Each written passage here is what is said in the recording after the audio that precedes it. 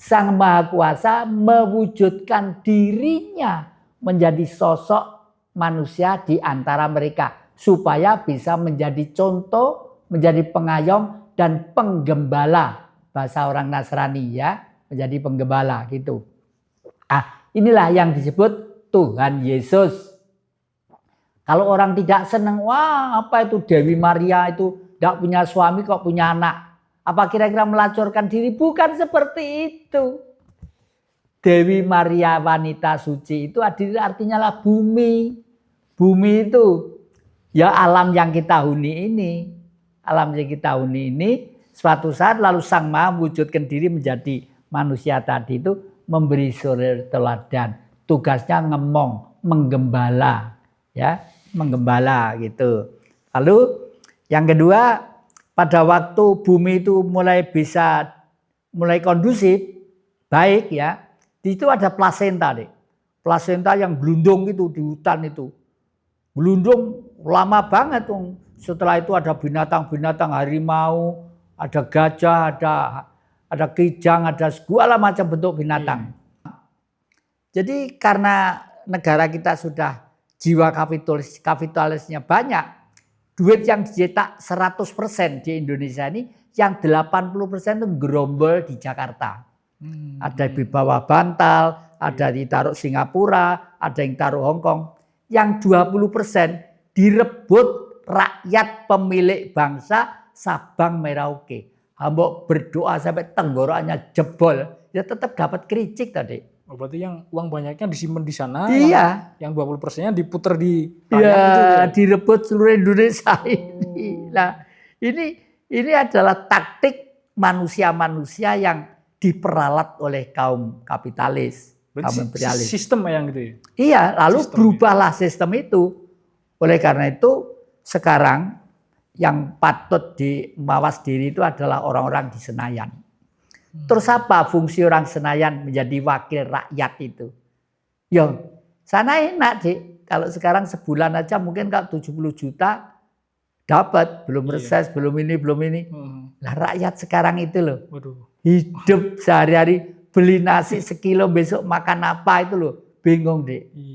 Terus sana nggak kekurangan sama sekali ya? Waduh. Turah-turah ya? Waduh, turah-turah. Nah, kebetulan ini sahabat-sahabat keluarga Puri Agung Jatikusumo, baik dari Jember, dari Trenggalek, dari Kediri, dari Tulungagung, dari Blitar, dan dari Surabaya.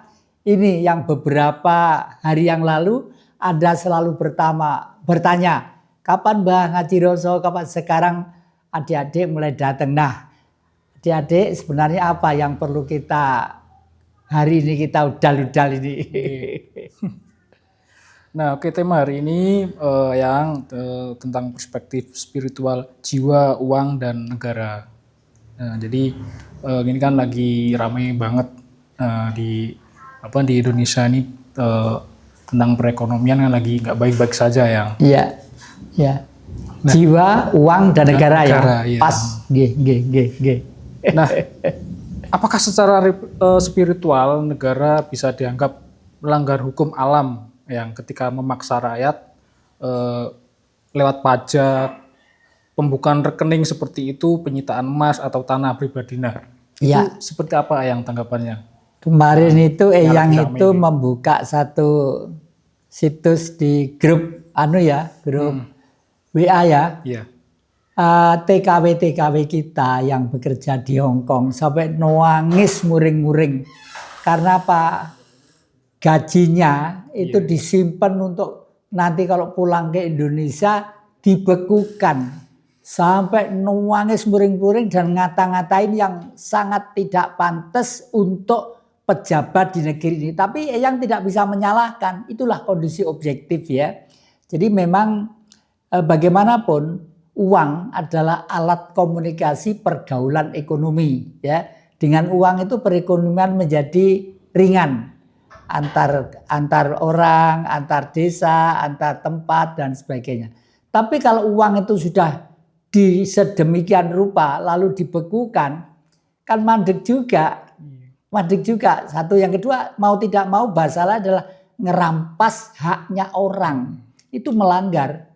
melanggar norma hukum, yang melanggar spiritual, yang melanggar kesepakatan pada waktu kita mendirikan negara dulu. Makanya yang itu tidak bosen-bosen ya. Boyo pejabat-pejabat itu kan mulai dari RT, RW sampai dengan RI 1, Merdeka Utara dan Senayan, mesti ada gambar ini. Mesti ada. Tapi mereka tidak menyadari apa sih fungsinya gambar ini. Nah, kenapa gambar ini kok pohon beringin? Itu lambang kebangsaan. Lambang kebangsaan artinya pohon beringin itu pohonnya rindang, petel banget. Nah, buahnya itu kecil-kecil. Jadi kalau orang pulang dari sawah, pulang nyangkul, taruh angon gitu, ada di bawahnya pasti ngantuk, tekluk, tertidur. Ya, tertidur karena tidak takut kejatuhan buahnya. Coba tidur di bawah pohon duren, pohon kelapa. Ya sempat tidur, kayalah kejebloan buah duren ya mecor kabeh gitulah.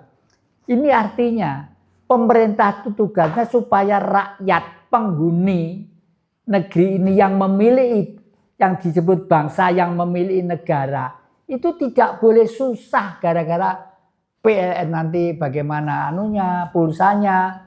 Ini sekolah ini udah bayar atau belum, nggak pantas itu deh, nggak pantas, betul-betul nggak pantas ini ya. Ini ya. Lalu yang kedua, ini banyak yang tidak mau menafsirkan secara jujur ya. Ini bukan, tidak ada urusannya dengan partai politik. Ini adalah kehidupan binatang. Orang zaman dulu sebelum ada sekolahan, sebelum ada macam-macam, sebelum ada orang hidup itu kan tiru-tiru binatang. Nah, orang Jawa, maaf, bukan sukuisme ini. Orang Jawa itu adalah manusia yang dicipta pertama kali untuk mengisi bumi. Untuk mengisi bumi. Karena apa? Bumi buatan Allah, buatan Sang Maha Kuasa nanti itu harus ada percontohan yang bertugas untuk menjaga keseimbangan alam atau bumi tadi itu. Ya. Oleh karena itu dilahirkanlah seorang yang benih. Orang yang benih, yang waras, yang legowo. Siapa? Wong sing Jawa, orang yang Jawa. Orang Batak itu bukan Batak Jawa. Oh ini karena hidupnya orang Jawa itu bersamaan dengan umurnya bumi ini. Kalau di wayang diceritakan pada waktu bumi itu masih belum bisa dihuni manusia, dihuni dulu oleh bangsanya binatang-binatang, bangsanya raksasa-raksasa, punya predator-predator yang makan darah itu. Nah, untuk itu Sang Maha Kuasa mewujudkan dirinya menjadi sosok manusia. Saya ulangi. Sang Maha Kuasa mewujudkan dirinya menjadi sosok manusia di antara mereka supaya bisa menjadi contoh, menjadi pengayom dan penggembala, bahasa orang Nasrani ya, menjadi penggembala gitu. Inilah yang disebut Tuhan Yesus. Kalau orang tidak senang, wah apa itu Dewi Maria itu tidak punya suami kok punya anak. Apa kira-kira melacurkan diri? Bukan seperti itu. Dewi Maria wanita suci itu artinya lah bumi. Bumi itu ya alam yang kita huni ini. Alam yang kita huni ini suatu saat lalu Sang Maha wujudkan diri menjadi manusia tadi itu memberi suri teladan. Tugasnya ngemong, menggembala, ya, menggembala gitu. Lalu yang kedua, pada waktu bumi itu mulai kondusif, baik ya, di situ ada plasenta deh. Plasenta yang belundung itu di hutan itu. Belundung lama banget tuh. Setelah itu ada binatang-binatang harimau, ada gajah, ada kijang, ada segala macam bentuk binatang. Terus gajah itu main-main plasenta itu. Kena siungnya jebol, dier gitu. Itulah asal mula manusia pertama. Kalau di dalam pagelaran wayang Purwo disebut Wejoseno. Wejoseno itu ya Semar itu sendiri. Semar itu sendiri. Jadi kita itu adalah semar-semar ya. Terus kehidupan dibagi 3 supaya manusia di bumi ini bisa hidup teratur, mempunyai khayalan sesuatu kekuasaan yang lebih tinggi. telur kulitnya dari togok, antogo, ya. Putihnya ada di Semar atau Bodronoyo, kuningnya jadi Betara Guru atau Yang Jagat Girinoto. Orang Hindu menyebut Dewa Siwa. Dewa Siwa. Dewa Siwa. Nah, bumi pada waktu masih belum kondusif ya, hitam, warnanya sati. Kalau di pewayangan digambarkan Betari Durga. Setelah diruat oleh Semar menjadi cantik, namanya Parwati, itu di sebelah kiri sana itu. Nah, ini. Lalu kenapa kok lambang manusia itu tiru-tiru banteng? Banteng itu hidupnya waduh istimewa banget. Saya pernah buat film di anu sana, di Bondowoso sana, di Alas Purwo sana. Banteng itu ribuan. Kalau jam 5 pagi hidup itu keluar hutan ke padang rumput gitu. Ya ibunya, ya bapaknya, Pak Leknya, ya Bodenya, ya ponaknya, semua di situ. Anehnya, Dik, binatang loh, Dik. Itu dijaga Satgas. Kalau sekarang ya Satgas yang dempal-dempal pakai doreng-doreng. Atau misalnya kalau anu ya FKPPI lah ya misalnya itu ya. Itu banteng yang dijaga itu banteng ya? Banteng di dalam ini dijaga. Ya? Depan satu, kiri satu, kanan satu, belakang satu. Anehnya, waktu menjaga tidak ikut makan. Gini aja. Nanti kalau ada binatang kakinya 4, lorek-lorek, oh itu harimau. Itu yang biasa minum darahnya. Saudara-saudara kejar sampai manapun. Nah, tapi kalau sudah tua, seperti kakek, malu di keluarga itu malu. Kenapa? Nanti kalau saya masih dikte anak, didik cucu, harus gini gitu. Kapan mereka itu punya kreativitas? Karena zaman yang akan datang adalah zamannya yang muda-muda, bukan zamannya yang tua-tua. Itu loh ya. Nah, tapi kalau sudah tua, keluar dari gerombolan itu mencari temannya yang mati. Nah, itu lalu ke tengah hutan, setelah di situ ada tumpuan tulang-tulang banteng, ya. Dia jongkok di situ, tek, doprok gitu, Dek.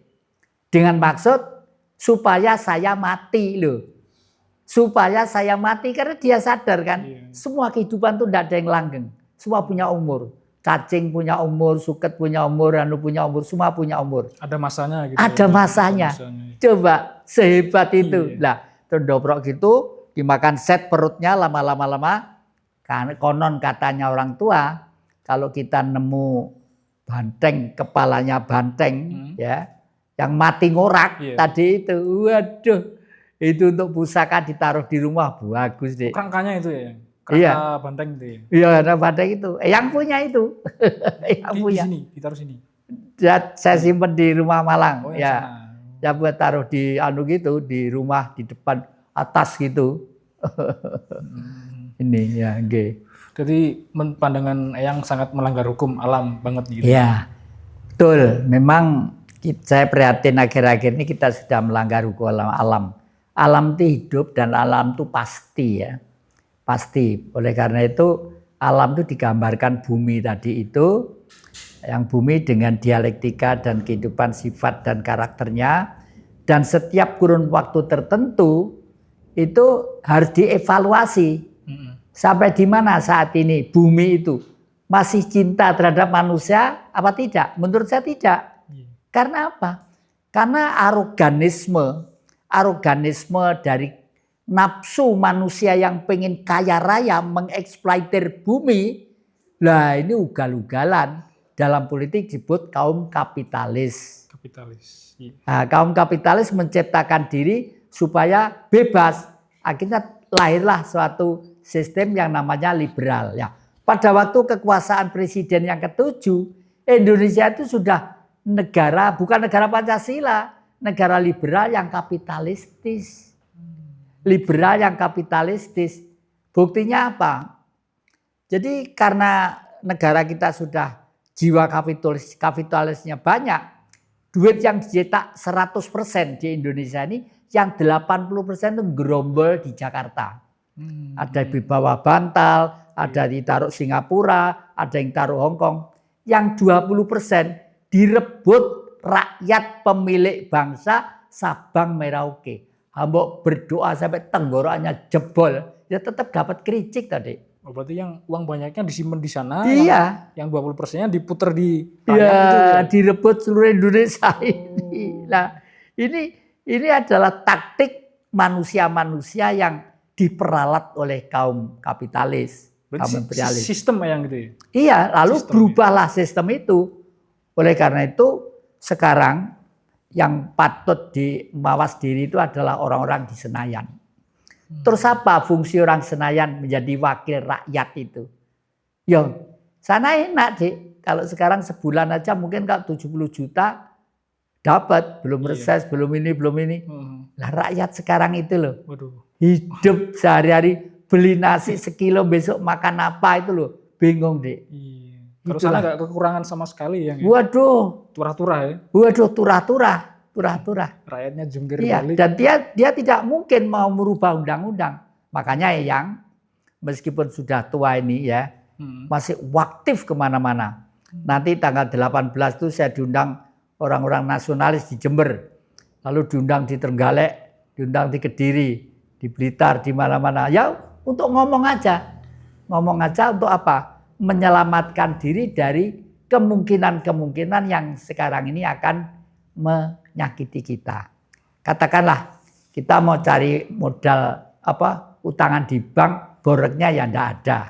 Ya kan? Iya. Oleh karena itu berusahalah untuk menyelamatkan diri aja. Saya gambarkan seperti ini. Bahwa manusia itu adalah saya gambarkan seperti lingkaran ini. Dikatakan manusia karena masih bisa bernapas, pinjam dari udara. Kalau tidak bernapas namanya mayat.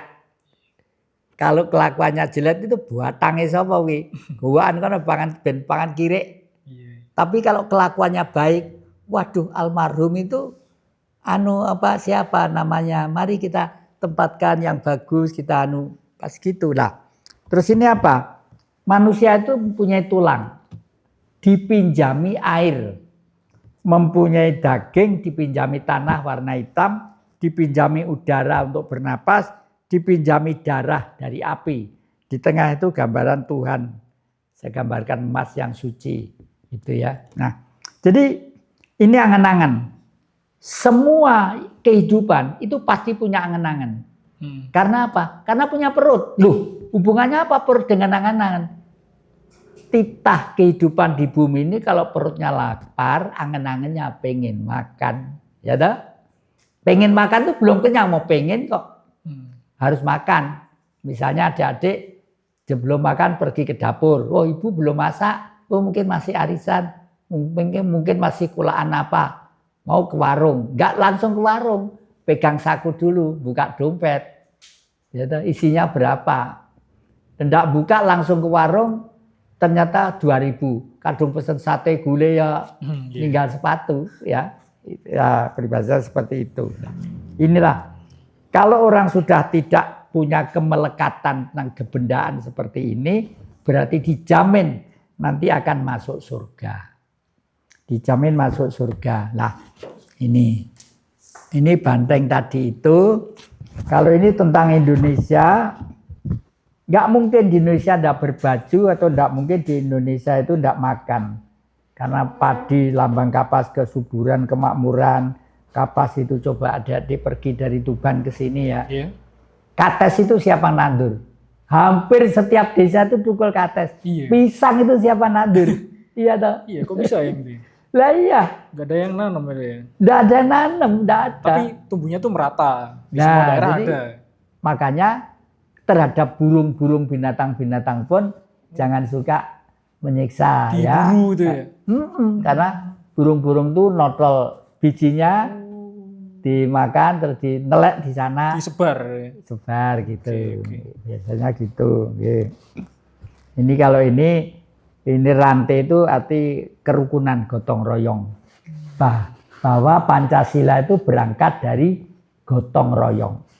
Gotong royong itu kalau kita cermati ada 3. Religius, dinamis, manusiawi. Religius itu tidak mungkin orang itu hatinya tidak lembut karena bertuhan. Tidak mungkin. Buktinya apa? Waktu gotong royong membuat jembatan dari desa A ke desa B. Karena tidak bisa ada jembatannya, membuat jembatan gotong royong. Yang punya duit bantu duit, ya. Yang tidak punya duit bantu tenaga. Yang tidak punya tenaga dan duit bantu doa. Itu sama aja, deh. Nilainya itu sama. Nah, itulah nilai gotong royong ya. Jadi begitu akrab, begitu anu ini. Ini sudah. Kalau ini yang Tuhan tadi itu. Nah, jadi kalau kita cermati, kegagalan pemerintah itu karena gagal dalam sila yang pertama, ketuhanan yang Maha Esa. Dari yang pertama udah gagal ya? Gagal, yang pertama udah gagal. Kalau pertama gagal, yang kelima dengan sendirinya amburadul dan gagal, yang keadilan sosialnya. Ini. Nah, makanya nanti mudah-mudahan kalau pemerintah itu tidak malu, harus mawas diri kembali. Kita itu punya utang sejarah. Utang sejarah terhadap para raja-raja yang mempunyai wilayah Sabang Merauke ini.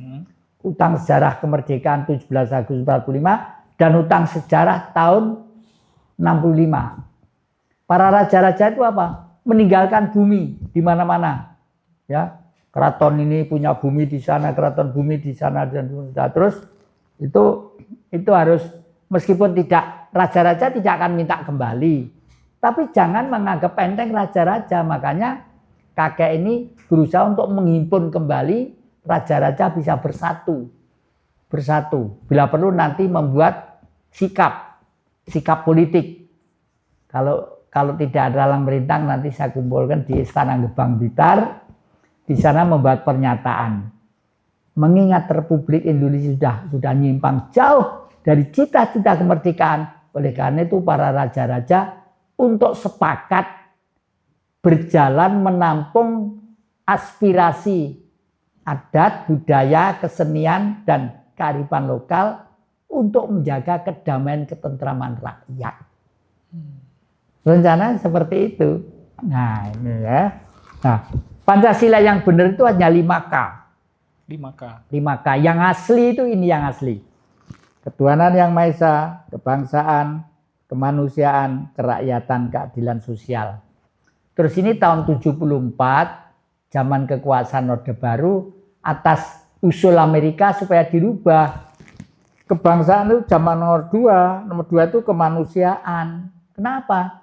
Orang sekolah, orang bekerja, orang gini itu kan tujuannya untuk manusia. Kelihatannya benar. Tapi Amerika nggak sadar ya. Kalau kita diciptakan itu menurut firman Sang Maha Kuasa, firman Allah, bunyinya begini, hai manusia, engkau kuciptakan berlainan untuk saling kenal. Kuciptakan berlainan untuk saling kenal. Artinya beda-beda supaya kenal. Kalau satu aja duduk bareng, rukun apa? Semut. Semut itu buyup rukun deh. Lebih rukun, lebih guyup semut dari manusia. Ada nasi satu di meja, enggak dimakan. Digotong rame-rame, dibawa ke istananya, dipersembahkan kepada raja. Artinya dipersembahkan kepada yang mengkoordinir negara ini gitu. Coba ibarat. Tapi semut sekompak itu kalah dengan gajah. Kakinya gajah gede, semut 1000 dipijak gajah, plak gitu, mesti mati 1000. Tapi Sang Maha Kuasa begitu hebat dan dahsyat hukumnya. Gajah telinganya dibuat gini terus ya, tek tek. Ngipasi jangan sampai ada semut dekat gitu loh. Iya. Masuk ke telinga ya. Iya, telinganya itu. Nah, gajah sifatnya seperti banteng tadi itu. Mati juga mencari temannya yang mati ngorak di tengah hutan gitu. Muksa artinya itu. Nah, ini makanya kebangsaan itu nomor 2, kemanusiaan, kerakyatan, keadilan sosial. Nah, ini untuk orang Jawa, praktek politik seperti ini sudah digambarkan seperti pada waktu hidup 1500 tahun sebelum Masehi. Hidupnya orang Pendowo itu, Dek. Waktu benua Atlantik itu masih ada, ya. Atlantik itu di antara pantai timur Cina sampai pantai barat Amerika. Di tengah itu ada benua namanya benua Atlantik. Pada waktu itu daratan itu ambles, dasar laut ke permukaan. Namanya ambles mumbule bumi. Ya. Kalau diwayang diceritakan sebagai goro-goro.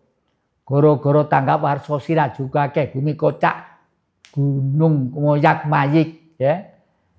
Terus pada waktu itu sudah ada seorang Brahmana yang mendapat wahyu firman dari Sang Maha Kuasa. Namanya itu Romo Simo Singoro Wonokerto. Ger, gitu kalau misalnya sekarang itu ya Ger. Karena akan ada bencana besar itu, saudara-saudaramu diajak ngungsi. Diajak menyelamatkan diri gitu. Pokoknya sekarang tuh pergi ke plaza atau ke pasar. Tidak ada yang percaya. Apa nggak ada geledek, nggak ada ini kok. Apa namanya, katanya juga percaya orang itu stres sekali gitu.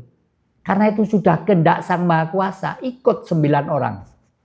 Naik ke Gunung Arjuna, lewat Purwosari dekatnya Pegadian itu.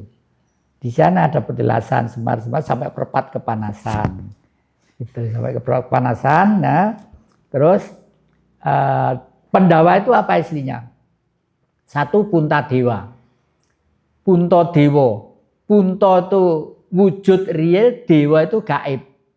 Ya. Seorang manusia yang sebenarnya dalam jiwanya itu ada spirit kekuatan gaib. Jadi RI 1, jadi presiden, itu harus seperti Puntadewa. Digambarkan sebagai Ojoto Satru. Orang yang tidak punya musuh. Digambarkan kakinya itu ngambah lemah. Tidak ngambah bumi gini deh, ngawang. Artinya apa sih? Tidak duniawi, tidak kami badanan, tidak berlagak suci tapi ngumpulne utang sak pirang-pirang bondo sak pirang-pirang anak putu diatur kabeh. Tidak seperti itu, ya. Ini RI 1. Lah, bangsa seperti apa? Bangsanya harus seperti Werkudara. Kukunya kuku Ponconoko. Lah, itu ya. Itu. Werkudara itu nama kecilnya waktu itu Wejoseno. Waktu muda, Wejoseno itu setelah sebenarnya dijerumuskan oleh Durna supaya mencari susu angin. Nenggene segoro. Waktu itu masuk segoro, Wejoseno masuk samudra, ya, terus digigit ular kakinya itu. Nah, terus setelah itu ketemu dengan sosok manusia kecil. Kira-kira tingginya itu sekitar 20 cm lah. Seperti dia yang gede dur gagah itu. Bajunya seperti dia. Gantengnya seperti dia, gagahnya seperti dia, tapi kecil. Lalu di situ dialog. Saling bertanya, "Kamu tuh siapa?" "Aku ini adalah kamu. Dan kamu adalah saya. Akulah yang ada di dalam dirimu yang disebut Guru sejati atau Tuhan itu sendiri. Dan aku berwujud sinar. Setiap kehidupan diberi sinar oleh Sang Maha Kuasa. Baik kucing, baik anjing, baik babi, baik apapun, sapi. Tapi seluruh kepala-kepala itu yang paling istimewa adalah kepala manusia. Karena sinar itu diberi perangkat software terdiri dari 11 miliar simpul saraf. Dan setiap simpul saraf melayani melayani 5 saraf. Setiap simpul saraf. 11 miliar simpul saraf. Oleh karena itu, hidup di bumi ini, kita mau enak, mau tidak, mau sukses atau tidak, tergantung kita. Otak kita itu bagaimana. Kalau otak kita mulai kecil sudah dilatih untuk mencari sesuatu yang tidak real, tidak nyata, ya mubadir, Dik. Contoh sekarang, Cina itu, Dik, majunya setengah mati, daratan Cina itu. Coba, Jepang majunya setengah mati. Adik-adik itu saya dijajah Jepang. Kamera itu umumnya buatan Jepang. Jepang semua. HP itu tidak ada Cina itu harganya 15 juta, ya dibeli sama orang Jawa. Orang Jawa itu melelet. Mau jual tanah, mau jual rumah, mau jual warisan. Tapi karena ada Cina, 500.000 boleh, 700.000 boleh gitu. Mbak Astrid, Dek, cut dulu. Anu, apa salipe, Trit? Oh iya, wis. Ya juga nanu tongkat. Bang, saya nggak apa-apa duduk di situ, Bang. Pertama itu, Bang. Oh iya, boleh. Di sana. Boleh. Enggak, Sini. di samping. Oke, boleh. Ya, Pak. Biar saya lebih mendampingi. Nggak apa-apa, saudara. Iya. Mas.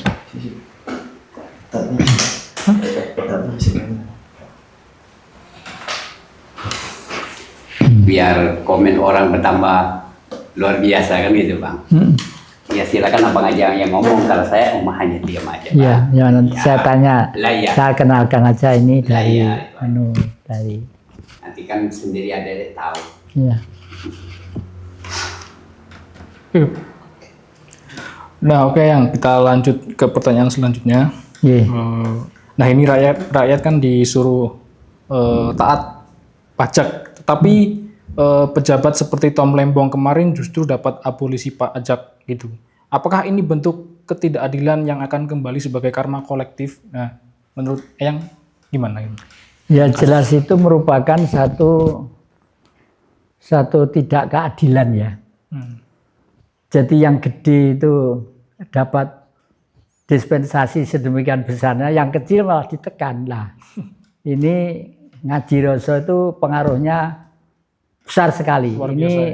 saudara saya dari Palembang, karena ikut mengikuti ngaji rasa, pengen dari Palembang sampai ke sini naik bis, naik bis dari Palembang ke sini, pengen ketemu Eyang, pengen ngobrol bareng gitu. Nggih. Namanya siapa? Marwa Dinata. Marwa Dinata ya, nggih. Itu ya. Terus apalagi, Dek? Nah, dalam ajaran kebijaksanaan leluhur, ini apakah emas dan tanah adalah harta yang sakral sehingga negara tidak berhak memperlakukannya sewenang-wenang?